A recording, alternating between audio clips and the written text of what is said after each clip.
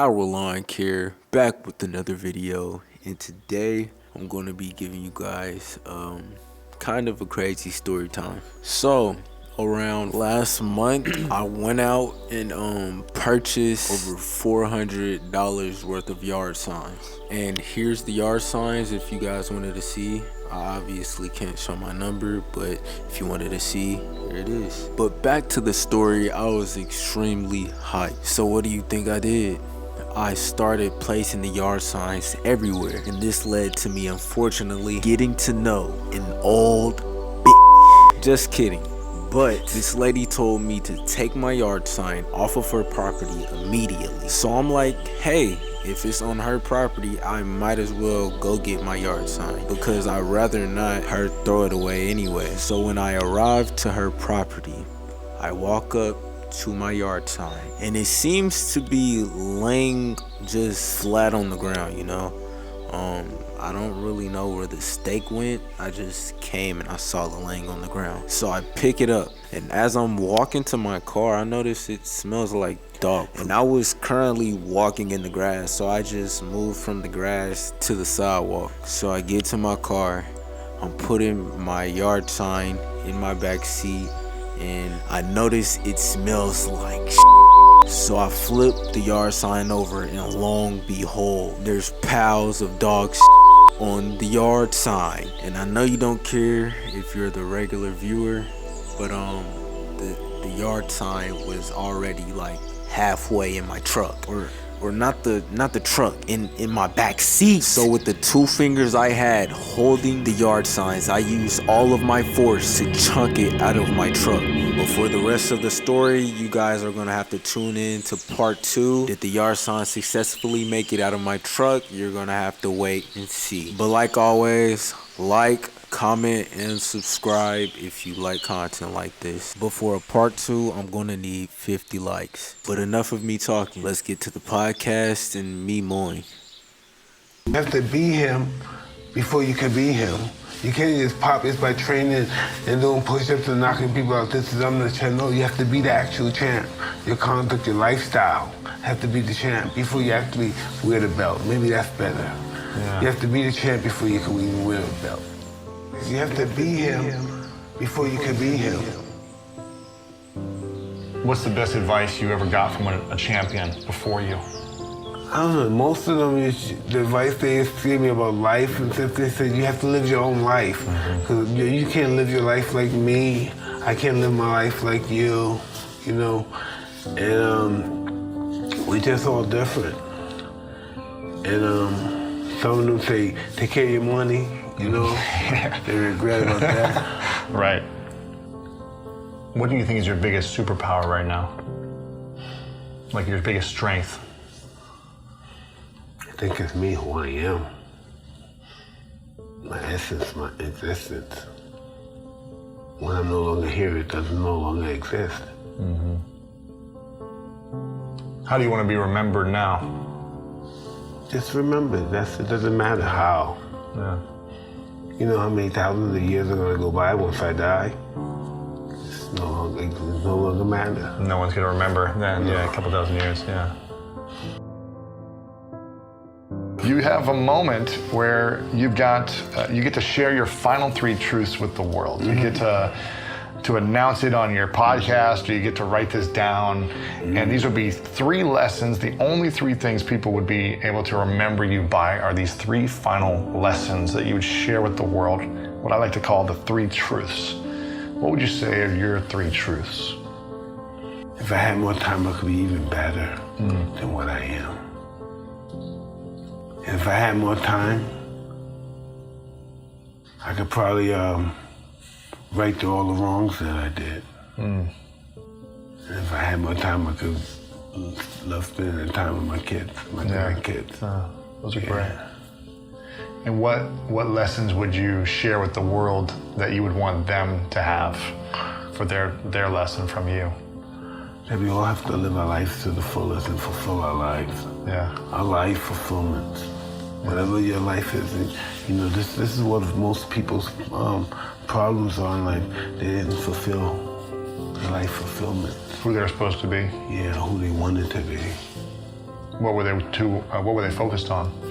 Hey, it just never happened. They don't believe it happened to them. I guess they believe it was supposed to be ordained for them. I don't know, but yeah. And then there's some people that works hard and use all the secrets of life, and they still never get it. What do you say about that? How that work? And then there's people that work but don't work as hard as these guys, and they get it. It's just a luck thing. Somebody liked them. They had the right look. They had the right person that got them on. How do people look at that in life? Do they give up and they say, fuck it, I just keep working in a way that's been failing all my life until something happens? Yeah. It's been a long day without you, my friend, and I'll tell you all about it when I see you again. We've come a long way from where we began. Oh, I'll tell you all about it when I see you again. When I see you again. Damn, who knew? All the planes we flew, good things we've been through. That I'll be standing right here talking to you about another path. I know we love to hit the road and laugh, but something told me that it wouldn't last. Had to switch up, look at things different, see the bigger picture. Those were the days, hard work forever pays. Now I see you in a better place. How can we not talk about family when family's all that we got? Everything I would do, you were standing there by my side, and now you gon' be with me for the last ride. It's been a long day without you, my friend, and I'll tell you all about it when I see you again. We've come a long way, from where we began. Oh, I'll tell you all about it when I see you again. When I see you again.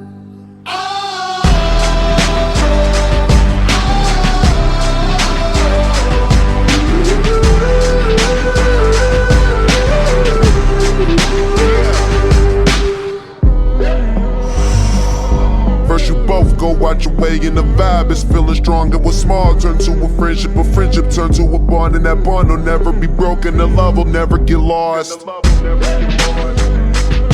And when brotherhood come first, then the line will never be crossed. Established it on our own when that line had to be drawn, and that line is what we reach, so remember me when I'm gone. How can we not talk about family when family's all that we got? Everything I went through, you were standing there by my side, and now you gon' be with me for the last ride. Let the light guide your way.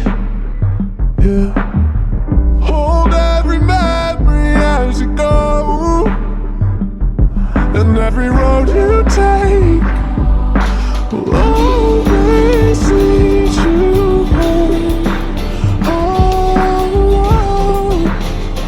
It's been a long day without you, my friend, and I'll tell you all about it when I see you again. We've come a long way from where we began. Oh, I'll tell you all about it when I see you again. When I see you again.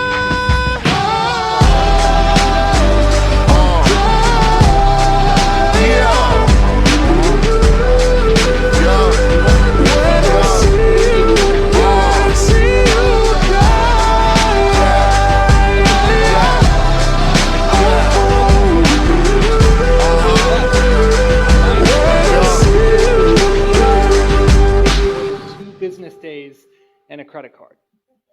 Why? Because of this thing. Brains are complex, mysterious, and uncooperative. Even with droves of scientists on the case, there's still so much we don't understand about them. One thing we do know is that these suckers hardly ever stop thinking. According to the National Science Foundation, some adults think up to 60,000 thoughts every day. But a whopping 48,000 of those are negative. That's almost one negative thought for every single second we're awake, which makes optimism the challenge of the century. And because our brains are filled with anxiety and stress, and our memory banks are overflowing with embarrassing moments and regrets, we know that we don't always get to choose what leaves a mark. But what if we could interrupt our negative thoughts with something positive? Shouldn't that over time change the way we think and feel? Now, before I jump into a sensitive topic like mental health, I need to clarify something. Just in case the tattoos didn't give it away, I am not a doctor. I'm a death metal vocalist. I'm a sneakerhead. I'm a dog person. I'm just about everything but a doctor. I don't have PhDs on my wall. I have scars on my body. I've survived everything from schoolyard bullying to childhood trauma, physical, sexual, and emotional abuse, eating disorders, hallucinations, suicide attempts, and diagnoses ranging from bipolar disorder and schizophrenia to OCD, ADHD, and the rest of the DSM alphabet. For 10 long years, I was taking medication and seeing a therapist, but I wasn't happy about it. I was negative, angry, depressed, and completely detached from reality. But nowadays, my whole life is built around positivity and kindness. I tour the world sharing stories of inspiration and hope. I'm just as surprised as you are. And when I'm on the road speaking or playing music, whether I'm at a prison or a school or a business, people always ask me, what was the turning point? That moment when everything changed? Now, if my life was a Jim Carrey movie, it would probably look something like this. I'm on my knees in the pouring rain, screaming at the night sky, why, God, why? I get struck by lightning and realize how precious life is, find true love, yada, yada, yada. But in reality, the answer is pretty anticlimactic. That moment never came. There was no overnight cure, no magic spell, no miracle drug, no light bulb, eureka moment. And I think if I would have waited around for that moment, I'd still be that angry, negative, depressed person. The ugly truth is that my recovery has been a grueling, unglamorous series of microscopic steps that felt annoying and pointless in the moment. It's kind of like sailing. If you change your course by even a single degree when you're out there on the water, you probably won't notice any difference in trajectory until you've already passed whatever it is you were looking for in the first place. But this isn't to say that everything was smooth sailing from day one. I mean, from self-help gurus to vitamins and meditation apps, I tried everything under the sun with no luck. I thought this book was supposed to change my life. That Reddit thread said that a therapist should be able to fix me in 2 months, and this is month 5. This medication helps other people, so what the heck is wrong with me? Part of the problem is that some of these things set me up for disappointment with lofty promises of quick fixes, which is really what I wanted. But the other part of the problem was me. These things required me to make the first move, and I didn't like that. Most days I could barely muster up enough initiative to do my laundry, much less make a dent in my recovery journey. I kept looking around for something external to save me, a podcast, a counselor, a webinar to take responsibility for my growth. I thought that if I was ever going to feel any better, it would be because of my therapist, my friends, my meds. I felt safer putting that job into the hands of anyone besides a screw-up like me. So out of sheer desperation, I started leaving sticky notes for myself all around my house. Little reminders to check in with myself and reframe what was going on in my mind. And because I can't stand those cheesy, just be happy quotes, I thought I would write my own, some personal takes on what growth looked and felt like to me. And as they snuck into my day, whether stuck to my bathroom mirror or hidden in one of my shoes, they were slowly beginning to make an impact. They didn't magically transform my life circumstances, but they did improve the way I processed them, which was progress. But after a few days, I started to notice an unfortunate trend. These notes were blending right into the background. I mean, we get used to stuff. Apparently, after our brain processes something enough times, it decides, this must not be worth the same response anymore, so it just stops relaying that information to us.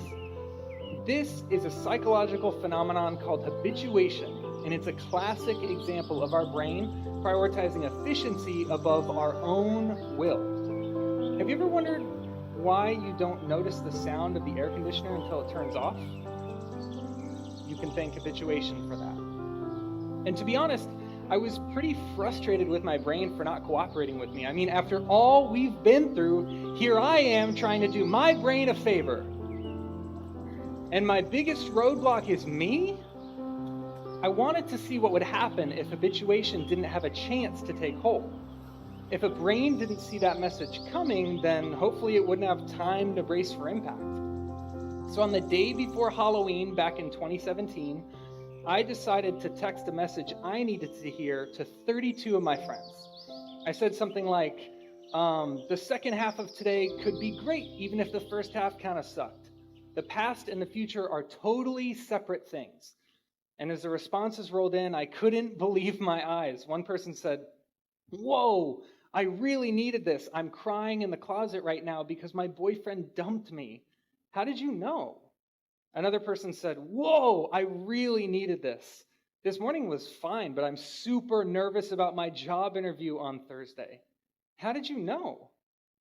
Even though everyone responded differently, there were two common threads. I really needed this, and how did you know? And frankly, I didn't know. Their brains did all the work, stretching the sentiment to fit their own life-specific circumstances, extracting the helpful nuggets and ditching the rest. All I did was interrupt them. That's when I realized I was onto something. So here's some context. Your brain is constantly rewiring itself. Whenever we think a thought, one synapse shoots a chemical across a cleft to another synapse, creating bridges that our thoughts use to travel throughout our brain. And our brain, over time, recognizes these patterns and rearranges itself to make this process more efficient. The phrase that helped me remember this concept as a psychology student was catchy enough to stick. Synapses that fire together, wire together. Think about your GPS. Whenever you try to get from point A to point B, it defaults to the shortest possible path. Our brain does that too. The more often we think a thought, the closer these synapses grow, the more likely we are to think it again, and so on. This means that our thoughts literally change the physical shape of our brain. And as these patterns gain momentum, they form the foundation of our personality, whether we want them to or not. But if we can interrupt these negative patterns, we have a chance to rob them of that momentum. We can pry those synapses apart and encourage others to grow. Those of us with ravaged faces, lacking in the social graces, desperately remained at home, inventing lovers on the phone, who called to say, "Come dance with me," and murmured vague obscenities. It isn't all it seems, it's 17. A brown-eyed girl in hand-me-downs, whose name I never could pronounce, said, "Pity please the ones who serve, they only get what they deserve." In the rich relation, hometown queen marries into what she needs, with a guarantee of company and haven for the elderly. Remember those who win the game, lose the love they sought to gain, in debentures of quality and dubious integrity. The small town eyes will gape at you in dull surprise when payment due exceeds accounts received. It's 17.